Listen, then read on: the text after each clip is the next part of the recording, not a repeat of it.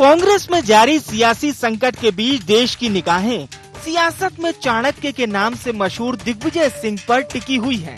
वजह है दिग्गी राजा का कांग्रेस अध्यक्ष पद की रेस में शामिल होना। दिग्विजय ने साफ कर दिया है कि वो कांग्रेस अध्यक्ष चुनाव के लिए अपना नामांकन फॉर्म लेने आए थे। शुक्रवार 30 सितंबर को अपना नामांकन दाखिल करेंगे।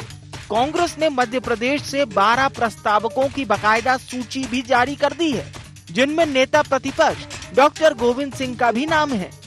नामांकन फॉर्म लेने आया हूं और संभवतः कल भरूंगा। नामांकन फॉर्म लेने आया हूं और संभवतः कल भरूंगा। दिग्विजय सिंह पूरे देश के राष्ट्रीय नेता हैं। अनुभव का लाभ कांग्रेस पार्टी को निश्चित रूप से मिलेगा। कांग्रेस अध्यक्ष चुनाव के लिए नामांकन की आखिरी तारीख आते ही चुनाव भी उतना ही दिलचस्प होता दिखाई दे रहा है।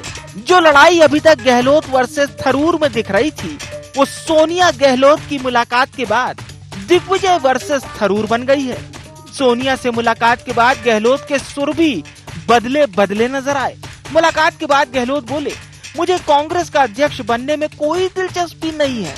साथ ही सोनिया से माफी मांगने के बाद कहा कि राजस्थान का सीएम कौन बना रहेगा, इसका फैसला आला कमान लेगा। वहीं कांग्रेस में जारी अध्यक्ष की कवायद और रेस में दिग्गी राजा के शामिल होने पर बीजेपी ने तंज कसा। बीजेपी का कहना है कि कांग्रेस का भगवान ही मालिक है। मध्य प्रदेश का बंटाधार कर चुके दिग्गी अब वहां भी बंटाधार करेंगे। दिग्विजय सिंह के नेतृत्व में मध्य प्रदेश में बंटाधार हुआ। देश का क्या होगा, कांग्रेस का क्या होगा, ये भगवान ही मालिक है। बढ़िया है, स्वागत है उनका। मध्य प्रदेश को बंटाधार करके अब देश का बंटाधार करेंगे, बहुत स्वागत। कांग्रेस अध्यक्ष पद के लिए नामांकन 30 सितंबर को होगा, जबकि चुनाव 17 अक्टूबर को होगा, जिनमें 9000 से ज्यादा प्रतिनिधि मतदान करेंगे। वहीं चुनाव लड़ने वाले व्यक्ति को 10 प्रतिनिधियों के समर्थन की आवश्यकता होगी। 1998 के बाद ये पहली बार होने जा रहा है जब पार्टी का अध्यक्ष एक गैर गांधी होगा। लेकिन सवाल वही कि यदि दिग्विजय सिंह आलाकमान और गांधी परिवार का चेहरा है, तो अध्यक्ष बनने के बाद कांग्रेस में कितनी जान फूंक पाएंगे।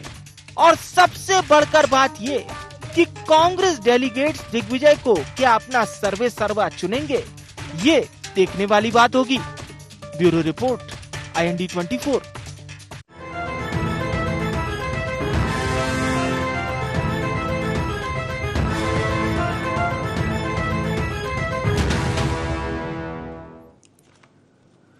नमस्कार, IND एजेंडा राजा पर दाव में आपका स्वागत है। मैं हूं आपके साथ नवीन पुरोहित। चर्चा को विस्तार देंगे, उसके पहले IND एजेंडा के मुख्य बिंदुओं की तरफ एक निगाह डालते। कांग्रेस अध्यक्ष की कौन जीतेगा रेस? क्या कांग्रेस अध्यक्ष का पद बन गया है कांटों का ताज? रेस में दिग्विजय का आना क्या आला कमान का फैसला? अध्यक्ष बन क्या कांग्रेस में जान फूंक पाएंगे दिग्विजय? भारतीय जनता पार्टी या विपक्षी दल कांग्रेस के वरिष्ठ नेता, पूर्व मुख्यमंत्री, राज्यसभा के सांसद दिग्विजय सिंह जी को भले ही बंटाधार कहें, लेकिन आज जिनको मिस्टर बंटाधार कहा जाता है, उनमें कांग्रेस बेड़ा पार की संभावनाएं तलाश रही है। बेड़ा पार करने वाले अस्तित्व का एक अक्स देख रही है। और जिस प्रकार से पिछले कुछ दिनों में जो राजनीतिक घटनाक्रम हुआ, कहीं ना कहीं दिग्विजय सिंह जी एक कड़ी बनकर सामने आए, जिन्होंने कांग्रेस के इस ऊहापोह वाली स्थिति में एक सामंजस्य बैठाने की कोशिश की। अब सामने दिग्विजय सिंह हैं और शशि थरूर हैं। दिग्विजय सिंह जी की जो जमीनी पकड़ है कार्यकर्ताओं के साथ, जो उनका तादाद में है, उनकी जो आत्मीयता है, उनकी जो पहचान है, उनका PR है, वो किसी से छुपा नहीं है। और तमाम प्रांतों के वो प्रभारी भी रह चुके हैं। और सबसे बड़ी बात कि कांग्रेस में अगर कोई निरंतर प्रासंगिक है तो वो दिग्विजय सिंह है। तमाम पराजयों के बाद भी वो दिग्विजय हैं। तो जीत के हारने वाले को वैसे तो बाजीगर कहते हैं, लेकिन मध्य प्रदेश में अगर उसे दिग्विजय कहा जाए या कांग्रेस के दृष्टिकोण से उसे दिग्विजय कहा जाए तो अतिशयोक्ति नहीं होगी।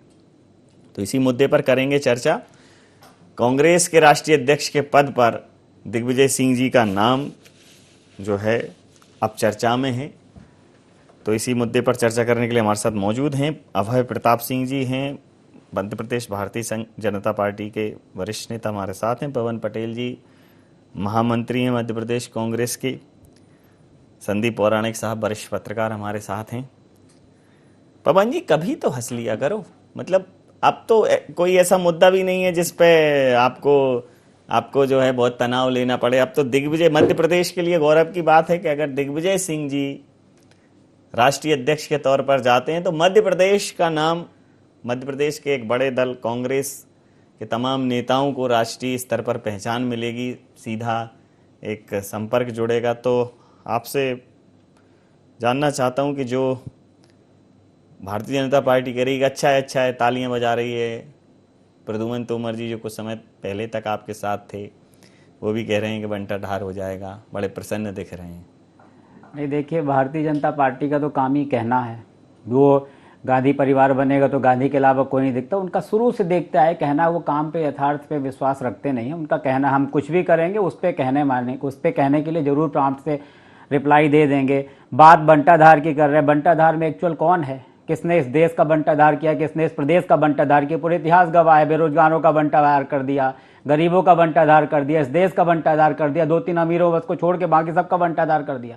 तो पूरा इतिहास गवाह बंटाधार किसने किया? हमारे यहाँ लोकतांत्रिक प्रक्रिया से चुनाव हो रहा है, कोई भी लड़ सकता है। दिग्विजय सिंह ने अभी फॉर्म लिया है, कल के अभी डेट है और कितने लोग फॉर्म लेते हैं। चुनाव जीतेंगे, जो चुनाव जीतेगा, जिसको सब लोग जाएंगे वो चुनाव जीतेगा। ये तो लोकतांत्रिक प्रक्रिया, इसमें कोई ऐसी बात है नहीं कि हमने किसी को थोप दिया है। भारतीय जनता पार्टी तो ऐसा है नहीं कि तानाशाही उतारू उनके हमेशा रहती कि तानाशाही से कुछ भी कर दो। तो भारतीय जनता पार्टी कहने और करने की कोई बात ही नहीं। देश और प्रदेश की जनता जान चुकी है अच्छी तरह से कि भारतीय जनता पार्टी सिर्फ कहने वाले। अगर दिग्विजय सिंह जी बनते, ये वही दिग्विजय सिंह है और यही भारतीय जनता पार्टी, दोनों की तुलना कर लीजिए। वही दिग्विजय जो नर्मदा की परिक्रमा करते हैं और वही भारतीय जनता पार्टी जो नर्मदा किनारे पेड़ लगा के उसका किस तरह के घपले करके वो पूरे पैसे कमा लिया, किस तरह रख लिया। ये वही दिग्विजय जो इनके भाजपा के विधायक बोलते हैं कि इनके घुटने तोड़ देंगे और फिर वही दिग्विजय जो घुटने झुकाने पे मजबूर कर देता है। तो ये तो कहने की बातें हैं, कितना अंदर इनके किस तरह की पीड़ा है, क्या है, वो अब ये समझ चुके हैं कि राहुल गांधी की पदयात्रा चल रही हो जाए, कांग्रेस की जो जिस तरह ग्राउंड लेवल पे हम लोग काम कर रहे हैं, ये सब घबरा चुके, जान चुके कि बंटाधार जो इन्होंने देश का किया, प्रदेश का किया, अब इनका बुरिया बिस्तर बिधने वाला है।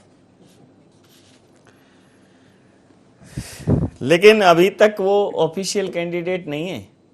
ऑफिशियल कैंडिडेट क्या होता है भाई? खुला है, कोई भी ले सकते हैं। कोई भी जो चुनाव, जितने लोग लड़ेंगे कल पता पड़ेगा कितने लोग डेलीगेट अपना मत पद देंगे, जितने जो जीतेगा वो अध्यक्ष बनेगा।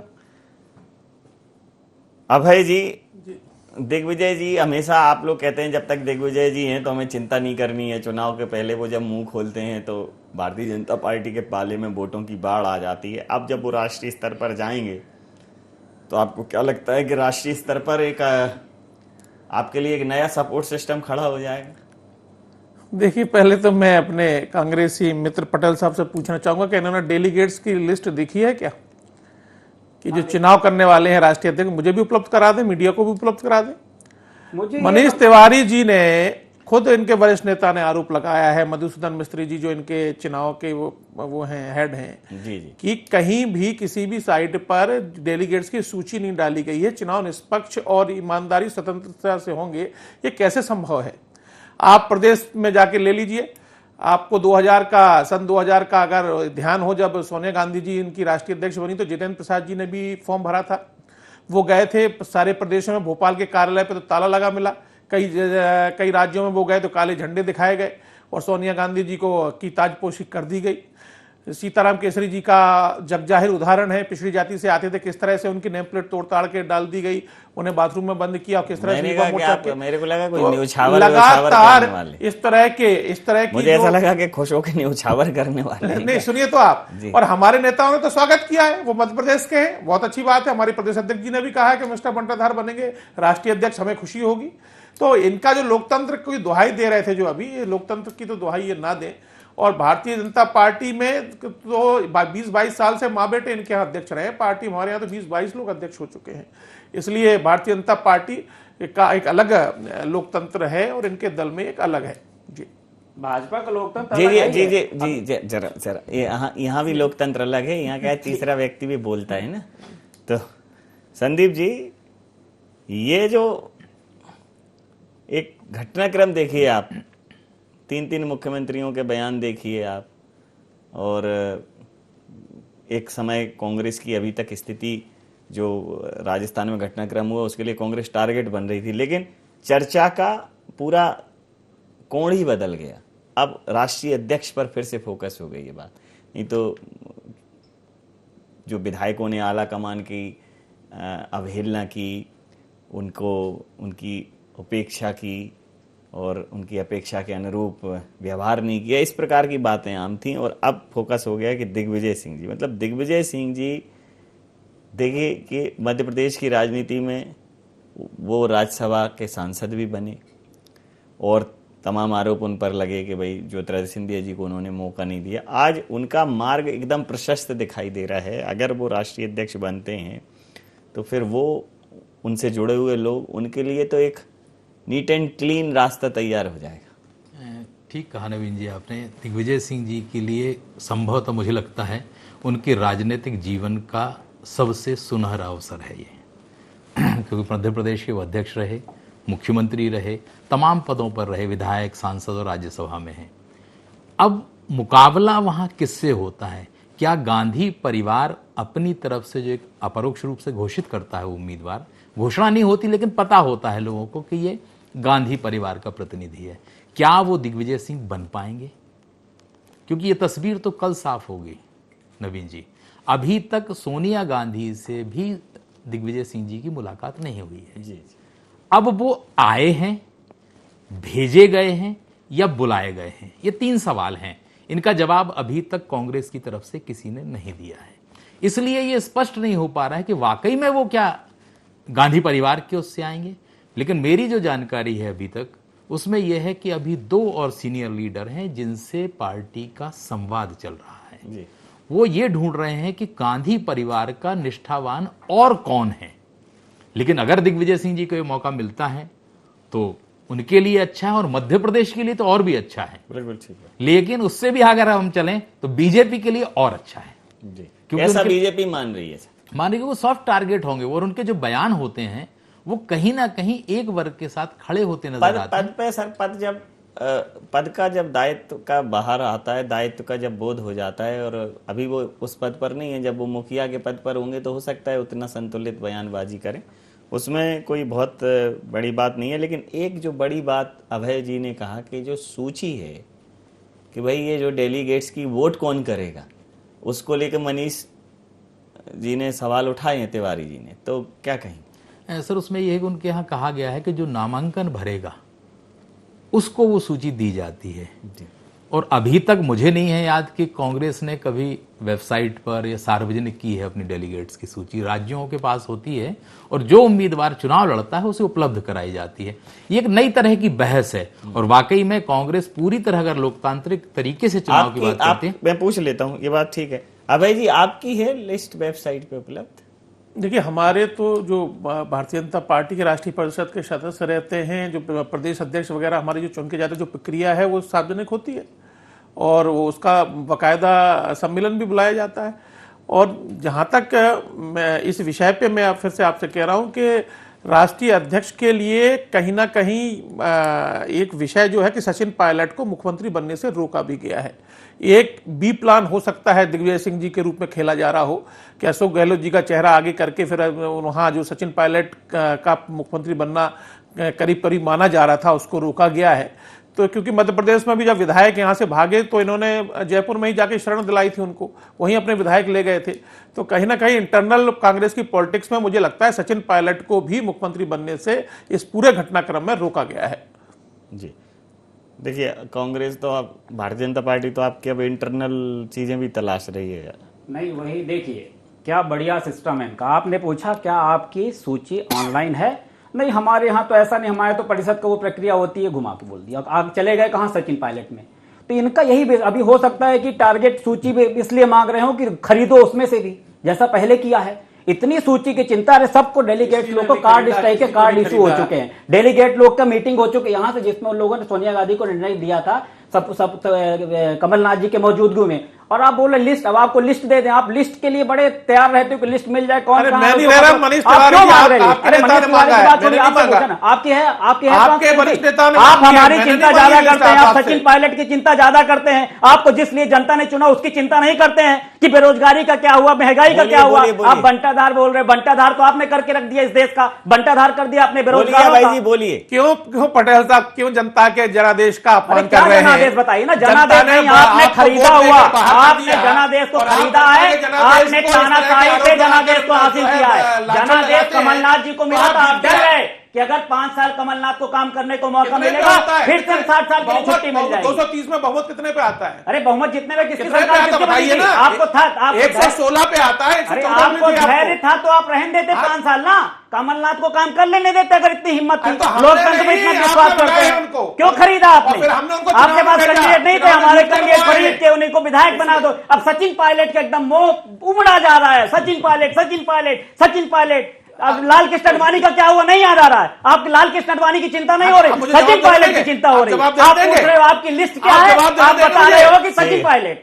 ठीक, यही होता है आप लोग की डूब गई। राहुल गांधी की पदयात्रा में आप सब भूल गए। 2004 और 2000 जो हमारा 9 का चुनाव था, माननीय आडवाणी जी के फेस पे ही लड़ा गया। हाँ, उसके बाद और उसके बाद आज माननीय आडवाणी जी 94 ईयर्स की एज है उनकी। हाँ, वही बोल रहे, इसलिए आप सम्मान युवा की बात करते हो, आप बेरोजगारी की बात करते हो, दुनिया ने देखा। चलिए बन भाई, युवा की बात कर दी मेरे मुख्यमंत्री, तो आपको बहुत बड़ी जो है उसको ऑब्जेक्शन हो गया। अपनापन है ये दो तरह की पॉलिटिक्स है आपकी, दो तरफा है। चलिए बड़ा अपनापन। अब मेरा युवा को मुख्यमंत्री सौंपने की बात कर दी तो अब युवा पहले गांधी परिवार नहीं चाहिए था, अब युवा। अरे आप लोग तो बतौलेबाज बोलते रहो कुछ भी, हम अपना काम करेंगे, देश और जनता और संविधान के हिसाब से काम करते हैं। आपको जो बोलना है बोलते रहिए, लोकतांत्रिक प्रक्रिया है। कल जितने लोग फॉर्म लेंगे, डेलीगेट चुनेंगे, जो अध्यक्ष बनेंगे हम उसका स्वागत करेंगे।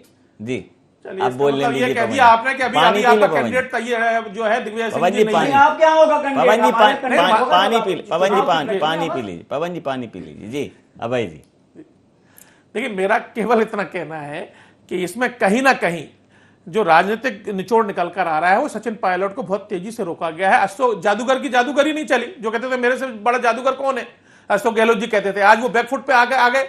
उन्होंने उनको रोका और कहीं ना कहीं आज एडवाइजरी भी ऐसा सुनने में मिला जारी हो गई कि राजस्थान पर कोई ना बोले।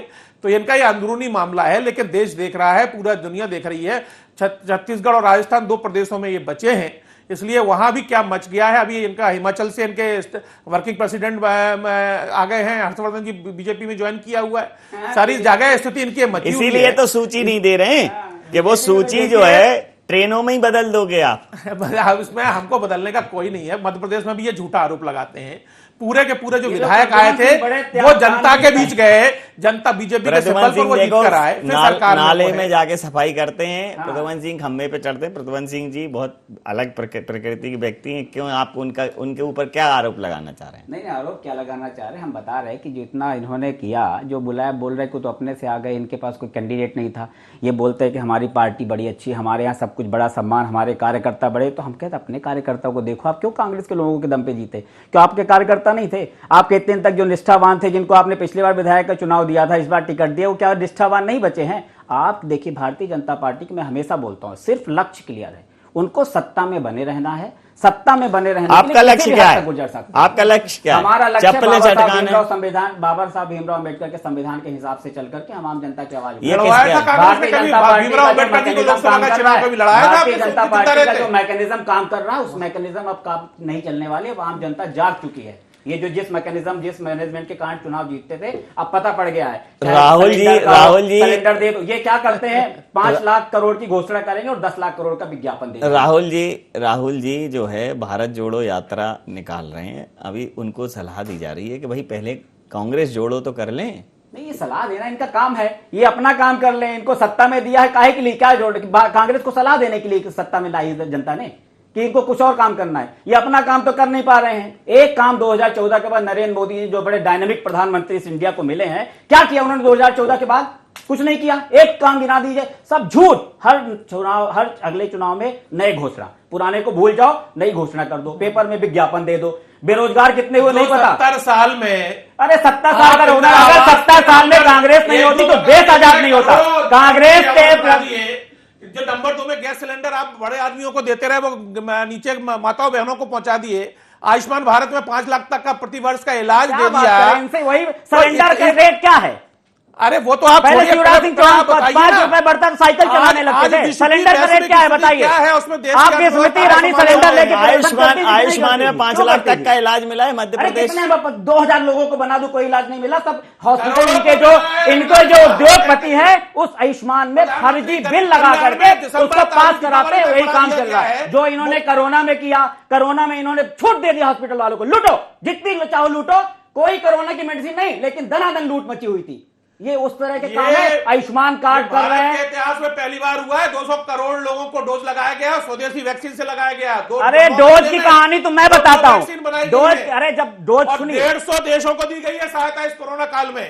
अध्ययन तो करिए। अरे यहाँ ऑक्सीजन तो दिलाने पे हम अध्ययन नहीं कर रहे, हम अध्ययन की बात नहीं कर रहे, हम आपको देखी बात कर रहे हैं। जो हमने देखा है ऑक्सीजन से तड़प तड़प के लोग मरे हैं। रेमडेसिविर, आपके मंत्री के स्टाफ के लोग रेमडेसिविर बेचते हुए पकड़े गए हैं। आप ऑक्सीजन नहीं प्रोवाइड करा पाए, बात क्या करते हो? कितने लोग रोड पे तड़प गए? पूरा भारत रोड पे था, भूखों मर रहा था। आप लोग उसके बाद भी आपको जो है पब्लिक वोट नहीं दी। वही तो सोचने वाली बात है ना। सोचिए ना, पहले प्याज के कारण सरकारें बदल जाती थी, अब मोदी जी ने क्या जादू चलाया है? या तो उसी मेडिसिन में मिला के कुछ पिला दिया कि देखो बात मरते रहो, लेकिन मोदी जी का गुण यही तो सोचिए। अरे भैया पेट्रोल 5 लाख रुपए हो जाएगा तब भी हम वोट मोदी जी को देंगे, ये कौन सी मानता है भैया? मोदी जी ने भरोसा जीता है। अरे भरोसा के अलावा भरोसा को कायम तो रखे, भरोसा को कायम नहीं रखा है, भरोसा तो जीता है। चलिए पवन जी, दिग्विजय सिंह जी, देखिए मध्य प्रदेश